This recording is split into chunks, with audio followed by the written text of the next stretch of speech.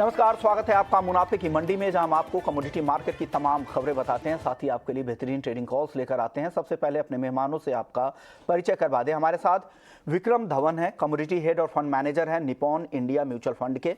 अनुज गुप्ता है IIFL security से, रविंद्र राव हैं कोटक सिक्योरिटी से, और साथ ही हमारे साथ अतुल गनात्रा भी आगे होंगे, जिनसे हम कॉटन उत्पादन को लेकर उनका अनुमान जानेंगे। CI के प्रेसिडेंट है। आप सभी मेहमानों का ET नाउ स्वदेश पर स्वागत है। लेकिन शुरुआत आज गोल्ड के साथ होगी, क्योंकि गोल्ड में जिस तरह की तेजी देखने को मिल रही है, लगातार अब नया रिकॉर्ड बनता दिख रहा है। शुक्रवार की रिकॉर्ड रैली के बाद आज फिर से गोल्ड 56,550 रुपए के ऊपर चला गया। रविंद्र जी, क्या लग रहा है? गोल्ड लगातार नया हाई बना रहा है, क्या इस रिकॉर्ड स्तरों पर गोल्ड टिक पाएगा?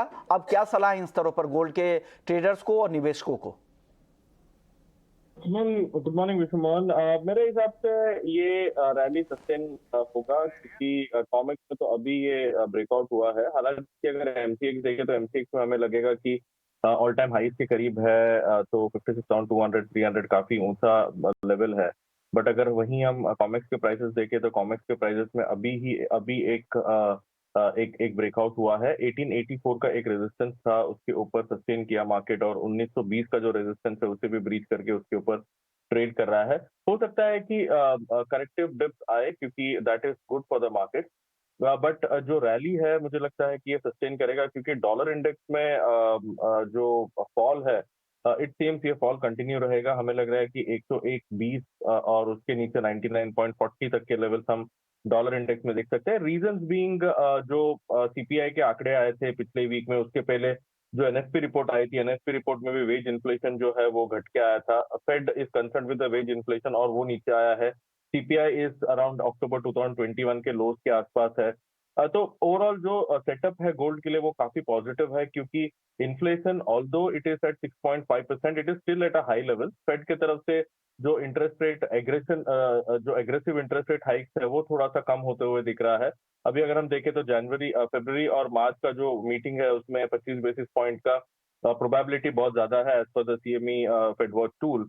तो ओवरऑल जो सेटअप है वो गोल्ड के लिए काफी पॉजिटिव है। प्लस रिसेशन, एक लूमिंग रिसेशन है, प्लस स्टैगफ्लेशन रिस्क है आगे जाके। तो मेरे हिसाब से ओवरऑल जो सेटअप है वो पॉजिटिव लग रहा है। मुझे लगता है कि $1967 ऑन द हायर साइड, उसके बाद $2003, ये दो लेवल मैं I would see going ahead. तो मेरे हिसाब से बाइंग डिप की स्ट्रेटेजी होनी चाहिए। MCX पर 56,200 56,100 अभी एक इमीडिएट सपोर्ट होगा, तो मेरे हिसाब से इंटरडे पर्सपेक्टिव से अगर वहां पर आता है तो it's a good buying zone. But overall अगर देखें तो I think 54,000 55,000 would act as support now.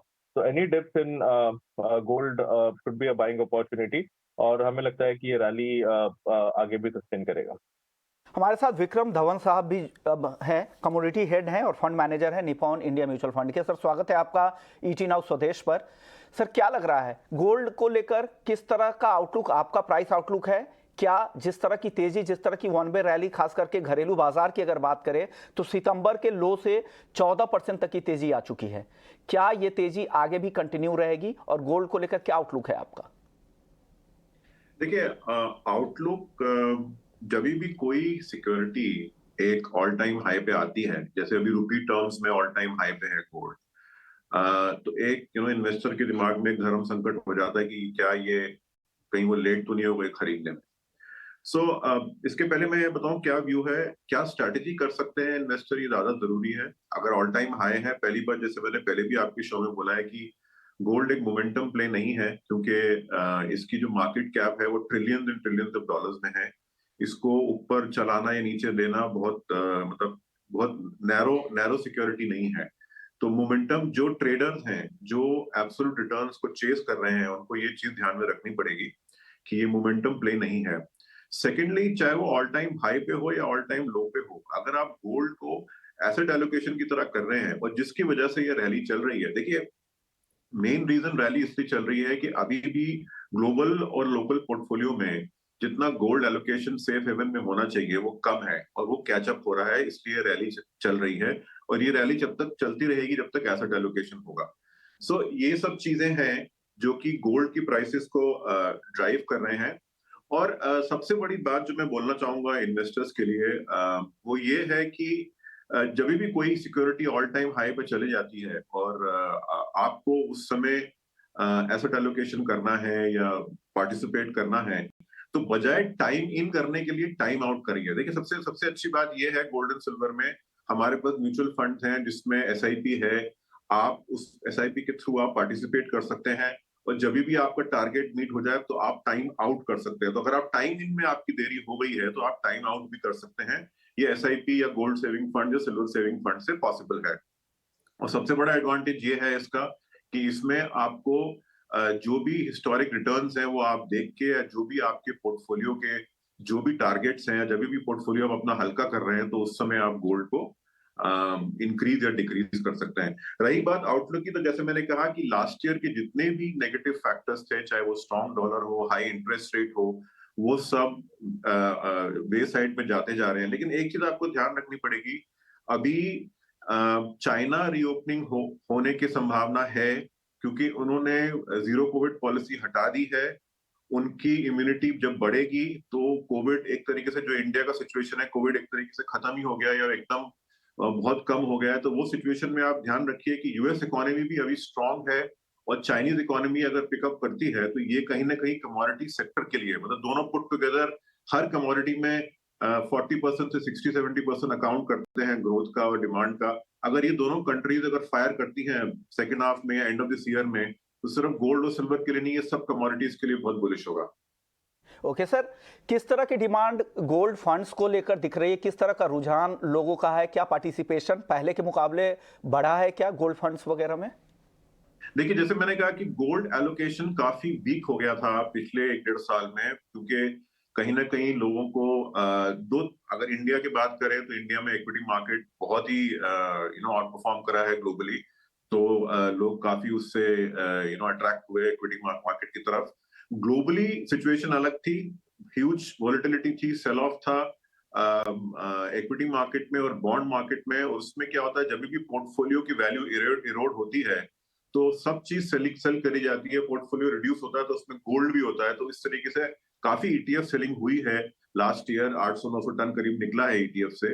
सो वो अब ये जो ये फैक्टर्स है, नेगेटिव फैक्टर्स, ये कहीं ना कहीं ये वीक पड़ रहे हैं और हो सकता है कि साल के एंड तक आने तक ये एकदम they will run their course, जो कि गोल्ड के लिए बुलिश होगा। सर गोल्ड सिल्वर के इंपोर्ट लिए के जो डेटा आए हैं विक्रम, वो काफी कमजोर आए हैं दिसंबर के महीने में। क्या वजह थी? क्या लग रहा है? क्या ऊंचे भाव की वजह से कंज्यूमर्स डिमांड नहीं है, इस वजह से गोल्ड की इंपोर्ट? क्या आगे इंपोर्ट में तेजी आएगी? देखिए क्या होता है, जब इंटरेस्ट रेट्स बहुत राइज करते हैं तो चाहे गोल्ड हो या सिल्वर हो या कोई कमोडिटी हो, देखिए अनलाइक डेट या इक्विटी, ना तो आपको कमोडिटी में कोई डिविडेंड मिलता है और ना कोई आपको इसमें कोई कूपन या इंटरेस्ट रेट मिलता है। तो जब भी इंटरेस्ट रेट हाई रहेंगे, कमोडिटीज चाहे वो गोल्ड सिल्वर हो, उनकी जो अट्रैक्टिवनेस है वो कम हो जाती है। तो इस तरीके से जब एक सिलसिला शुरू हुआ इंटरेस्ट रेट ऊपर जाने का और साथ साथ डॉलर भी मजबूत हुआ, सो इसका जो मीडियम टर्म इन्वेस्टर्स हैं, शॉर्ट और मीडियम टर्म इन्वेस्टर्स हैं, इन्होंने इससे निकलने की कोशिश करी या निकले इसमें से। लेकिन जब ये लगेगा कि हाँ इंटरेस्ट रेट पीक आ गया है और डॉलर पीक आ गया है, तो वापस आप इसमें फ्लोज देखेंगे। तो वीक रहने का सिर्फ ये रीजन है कि जब आप बॉन्ड मार्केट के रिटर्न्स बढ़ रहे हैं, कूपन रिटर्न्स में कैपिटल रिटर्न्स की बात नहीं कर रहा हूँ, जब कूपन बढ़ रहा है और आपका इक्विटी मार्केट भी अगर स्टेबल है और आउट परफॉर्म कर रहा है, तो कहीं ना कहीं एलोकेशंस जो है वो गोल्ड से अलग जाते हैं। लेकिन ये हो सकता है कि इस साल जब दोनों का पीक सामने आएगा, डॉलर हो या इंटरेस्ट रेट हो, तो गोल्ड की अट्रैक्टिवनेस बढ़ेगी। अब आखिरी सवाल आपसे होगा, 2023 में अगर कोई गोल्ड खरीदना चाह रहे हो, कि आमतौर पे शिप फैक्टर काम करता है, भीड़ में देख के लगती है कि तेजी आ रही तो और भी तेजी आएगी, इससे काफी लोग अट्रैक्ट होकर आते हैं। तो गोल्ड के लिए ऐसे कौन से ट्रिगर होंगे 2023 में जो यहाँ कीमतों को ड्राइव कर सकते हैं, आगे ले जा सकते हैं यहाँ से? विक्रम देखिए सबसे बड़ी चीज जो हम देख रहे हैं इस समय, जो रैली को सपोर्ट कर रहा है, वो सेंट्रल बैंक बाइंग है। और सेंट्रल बैंक बाइंग चलेगी क्योंकि जो वोलेटिलिटी हमने देखी है यूएस एसेट्स में, स्पेशली बॉन्ड में, देखिए अगर इंटरेस्ट रेट ऊपर जाते हैं तो ये ऊपर नीचे होते हैं, उछाल होती है या नीचे जाते हैं, तो उससे जो यूएस के जो एसेट्स हैं, स्पेशली बॉन्ड्स, ट्रेजरीज हैं, उसमें भी वोलेटिलिटी आती है। और on an average central banks world over कुछ 40 to 60% उनकी जो होल्डिंग है वो डॉलर में है। तो काफी उनकी बैलेंस शीट्स में उनको काफी दिक्कत आई है, काफी हेडेक रहा है। तो कहीं ना कहीं उनका ये और डॉलर भी एक तरीके से लग रहा है कि एक पीक के आसपास है या पीक हो चुका है। तो ये सब चीज देखते हुए काफी सेंट्रल बैंक्स ने ये डिसीजन लिया है कि एलोकेशन जो है वो गोल्ड की इंक्रीज करी जाए। और लास्ट ईयर जो है 2022 में 55 ईयर हाई डिमांड थी सेंट्रल बैंक्स की। उसके अलावा जो रैली को जो अभी लेग्स दे रहा है वो ग्लोबल एलोकेशन है, increase in allocation to precious metals, to gold and silver. तो ये मेरे हिसाब से ये सिलसिला एटलीस्ट फर्स्ट हाफ तक चलेगा। और आप देख सकते हैं, मैं आपको वैल्यू या नंबर में नहीं कह सकता हूं, क्योंकि जैसे मैंने कहा कि बहुत ही बड़ा मार्केट कैप है गोल्ड का, ट्रिलियंस ऑफ डॉलर्स में है। लेकिन प्राइसेस फर्स्ट हाफ तक अच्छी सपोर्ट रहेंगी। वो क्या लेवल हो सकता है, क्या हम डॉलर में फ्रेश हाई बनाएंगे या नहीं बनाएंगे, वो कहना बड़ा मुश्किल है। लेकिन ये अभी इस समय ये दो मेन सोर्सेज हैं रैली के, दोनों अभी एटलीस्ट फर्स्ट 2 क्वार्टर्स तक चलेंगे। यानी गोल्ड में जिस तरह का एलोकेशन, लोगों की दिलचस्पी बढ़ रही है, बड़े इन्वेस्टर्स की, इंस्टीट्यूशनल बाइंग की, हेजर्स की तरफ से, और साथ ही सेंट्रल बैंकों की जिस तरह से बाइंग आ रही है, उसका फायदा गोल्ड को पहले हाफ तक तो मिलेगा ही, ऐसा विक्रम मानते हैं। शुक्रिया, आपने वक्त निकाला हमारे लिए। चलिए आगे बढ़ते हैं। और अब गोल्ड सिल्वर के ट्रेडर को आज क्या करना चाहिए? अनुज जी, फंडामेंटल्स की तो काफी बात हो गई, ट्रेडर सब जानना चाह रहे हैं, अगर मौजूदा स्तरों पर किसी को खरीदना है तो क्या सलाह है, कब खरीदे, कितनी गिरावट आने दे तब खरीदना चाहिए गोल्ड को? विष्मोहन जी, गुड मॉर्निंग। देखिए, लास्ट वीक काफ़ी अच्छा मोमेंटम हमने देखा था, और उसके बाद गोल्ड अपना लाइफ टाइम हाई ब्रेक करता हुआ नया हाई बनाया। वहीं अगर आप सिल्वर को भी देखेंगे तो सिल्वर ने भी 2 साल का कंसोलिडेशन किया। 2020 में सिल्वर ने लाइफ टाइम हाई बनाया था। उसके बाद अब एक ट्रेंड लाइन ड्रॉ कर अगर हम देखें तो एक अच्छा खासा ब्रेकआउट सिल्वर में आता हुआ दिखा है। तो दोनों ही कमोडिटीज अब एक थोड़े बुलिश मोमेंटम में है।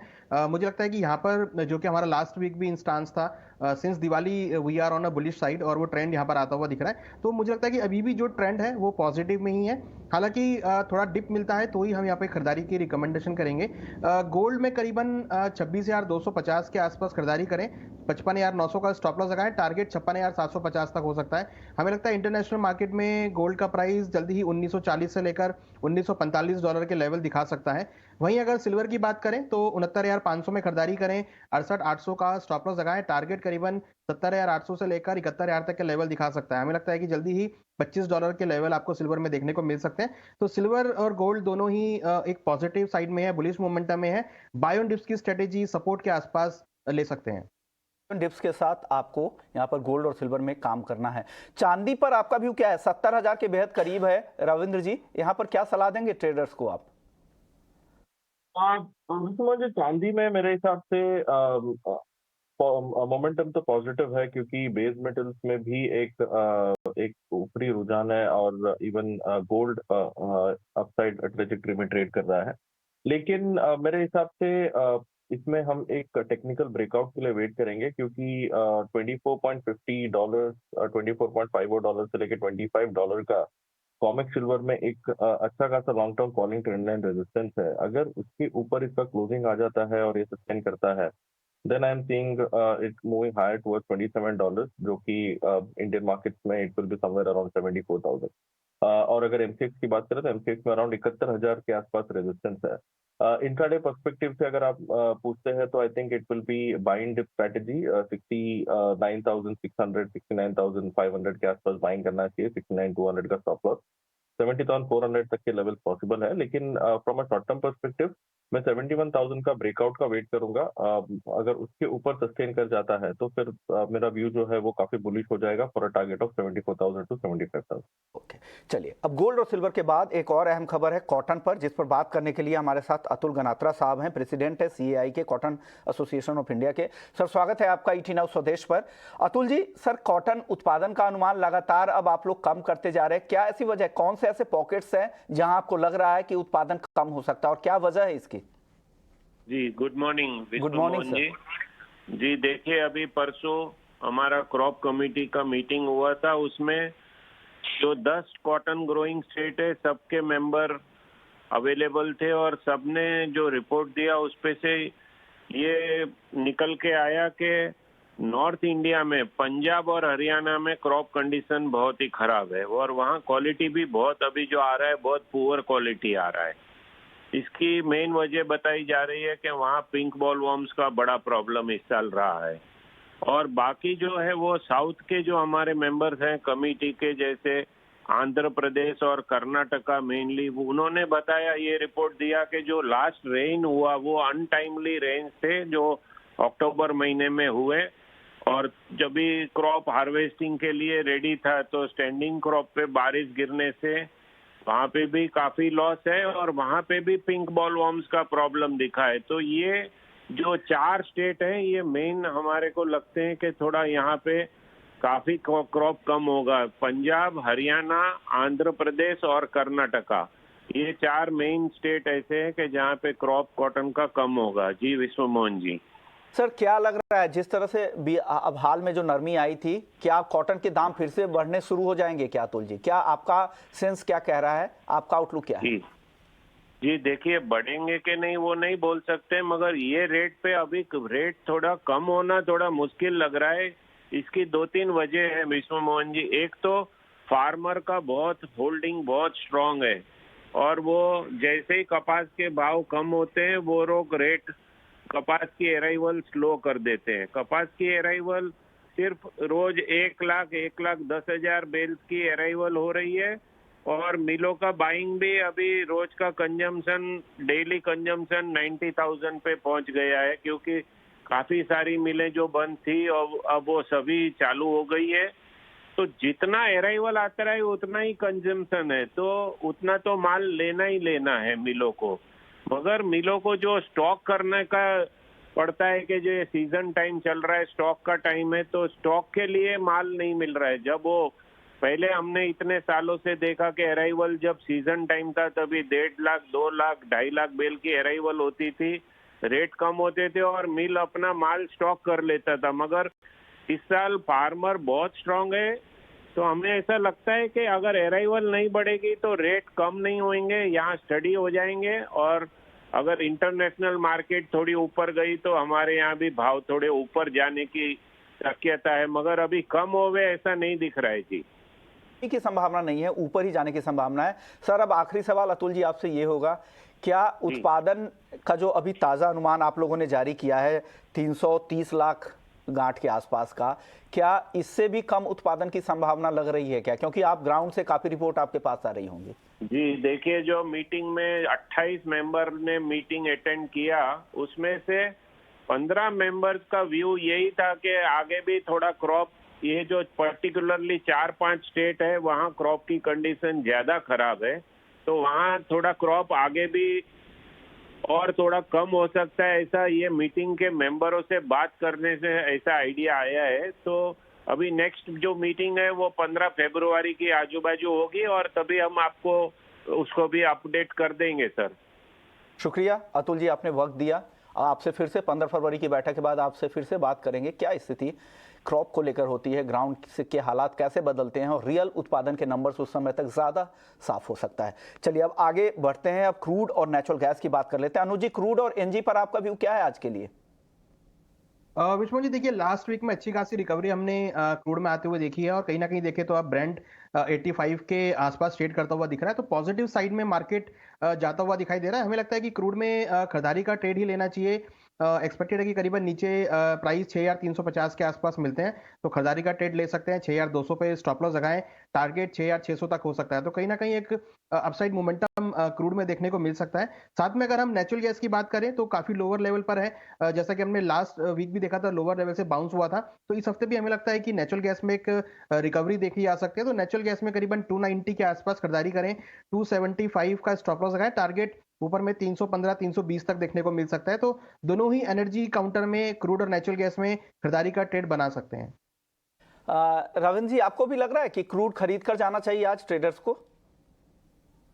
बिल्कुल समझिए, मेरे हिसाब से क्रूड में ओवरऑल जो सेंटिमेंट है वो चाइना को लेके काफी बुलिश है, और जो डॉलर है, डॉलर की जो वीकनेस है, आई थिंक उसकी वजह से क्रूड को एक अच्छा सपोर्ट मिला है। तो मेरे हिसाब से क्रूड में फंडामेंटली बुलिशनेस कंटिन्यू रहेगा। हालांकि $81 से लेके $81.50 का एक रेजिस्टेंस है, जहां से पिछले बार भी क्रूड में हमने एक फॉल देखा था टुवर्ड्स $70 to $73। तो मेरे हिसाब से वो एक हर्डल की तरह काम करेगा।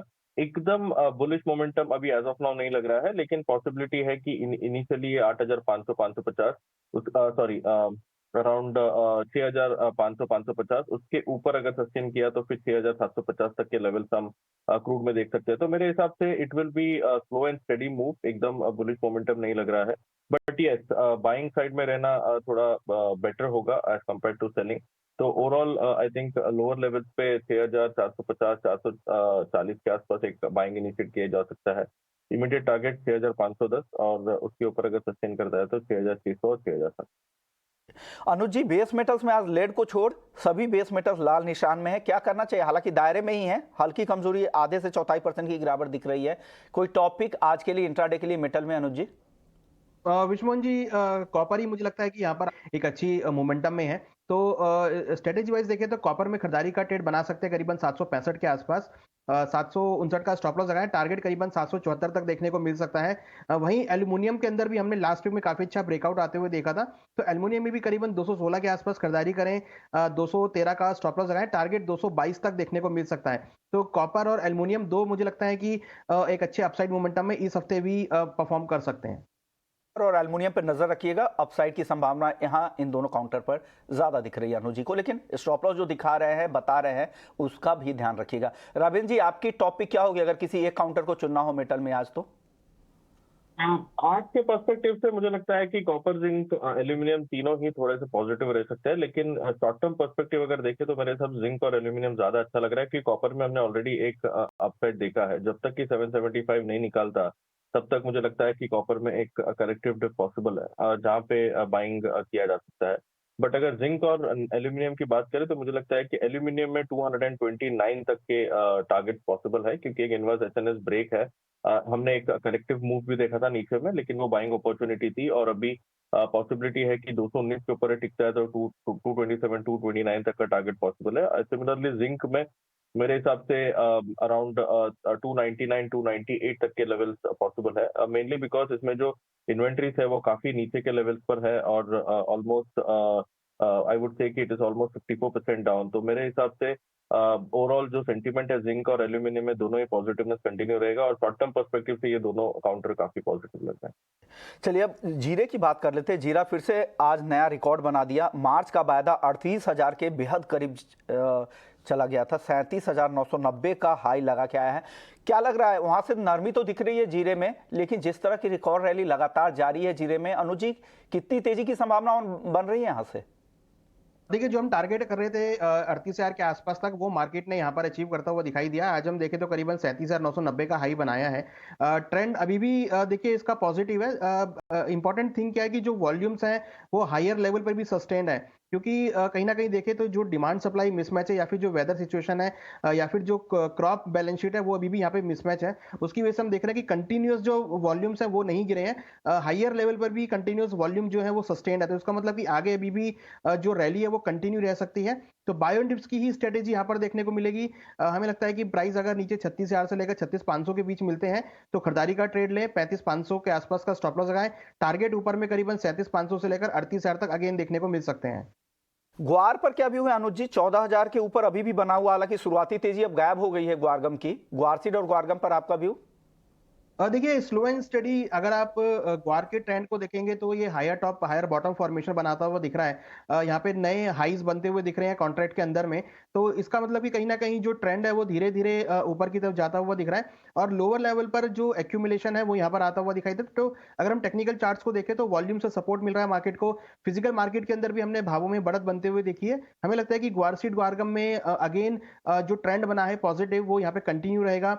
यहाँ पर हमें लगता है कि खरीदारी का ट्रेड ही ग्वारसीड के अंदर ले सकते हैं। स्ट्रेटेजी वाइज करीबन 6,350 के आसपास खरीदारी करें, 6,200 का स्टॉप लॉस लगाएं। टारगेट 6,550 से लेकर 6,600 तक अगेन देखने को मिल सकता है।